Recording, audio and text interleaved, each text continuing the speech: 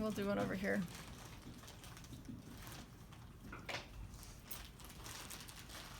There's a couple things we want to avoid. The first one is this.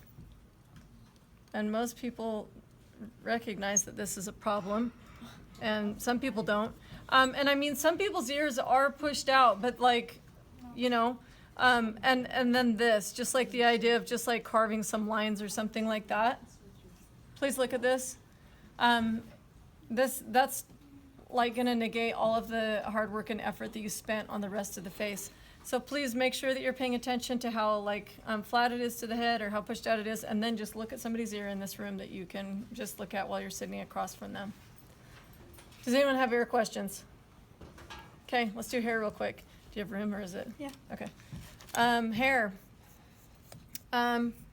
Remember we talked a little bit about how hair has volume and form, and so you need to make sure that you are making it that way.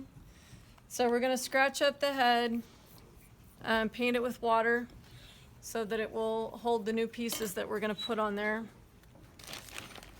Let me pick an easy one right now. Let's make Carson's hair. Look at Carson's hair. He's like, oh, great. Actually, he's feeling good because he just did his hair before this class. He's like, cool. Okay, so you want to kind of make it as a three-dimensional form. So I'm still going to make it in pieces, but you also don't want to make it solid either, because it'll just make your head way too heavy, and that's some risks for blowing things up.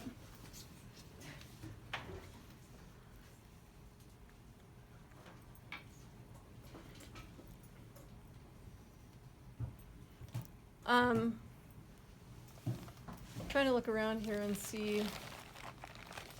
Yeah, look at Juan's hair.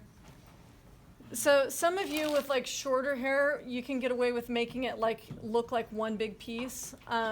Same with Connor, like kind of one big piece-ish.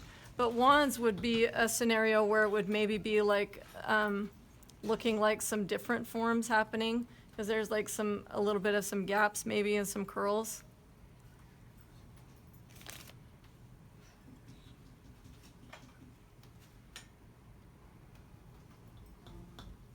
Trying to stare at you from clear up here, Carson.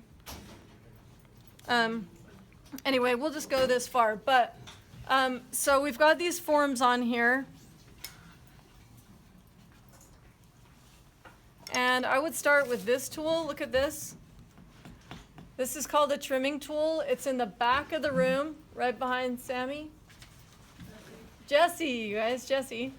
Right behind Jesse, all the drawers are labeled and it says trimming tools. And this one that has like a trapezoid end is like a really good one to start like carving, and it'll put down some edges and some lines to start to indicate like what direction like the hair is going.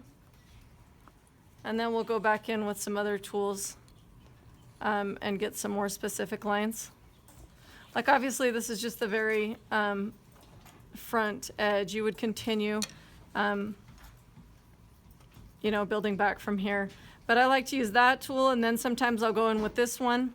And then if you want to make even finer marks, I would do it probably 2 days down the road.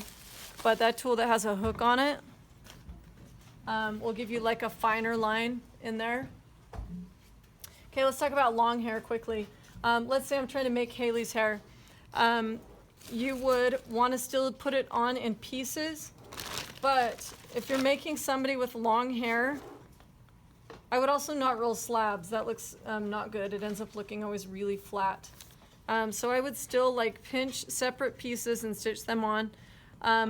With long hair, it can have gaps at different points. Like it doesn't need to all be pressed to the face by any means. But you need to stitch those pieces together, and those pieces need to be stitched to the body. Because they will dry much faster than like this big dense piece of clay, and they will dry fast and break off.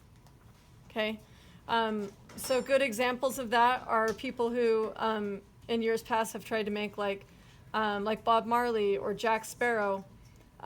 They don't stitch like the dreads together, or don't stitch any of the Jack Sparrow braid, dread, whatever things together or to the body, and they dry faster than the body, and they all break off. which really sucks because those are like defining features for those people. So if you have long hair, you have to stitch it to other pieces of hair or the body, or actually probably all of those things. Just stitch it to whatever, so that it doesn't dry out too fast and break off. Questions? Yes? How would you do an afro? Okay, same thing. It's got big volume and form, right? And if it's like consistently like a pretty much like a ball shape, I would probably, what's that? Oh yeah, like Bob Ross, yeah. I would probably make it in sections, like make it in a couple halves or whatever you find to be manageable, but it is going to be a hollow form. And then you are going to mess with whatever texture with your tools, your fork, whatever, to try and make that texture read as an afro. But it's going to essentially be like Like a bowl on top of it? yes, yeah. Definitely don't make any of those things solid though, they will blow up. Yeah.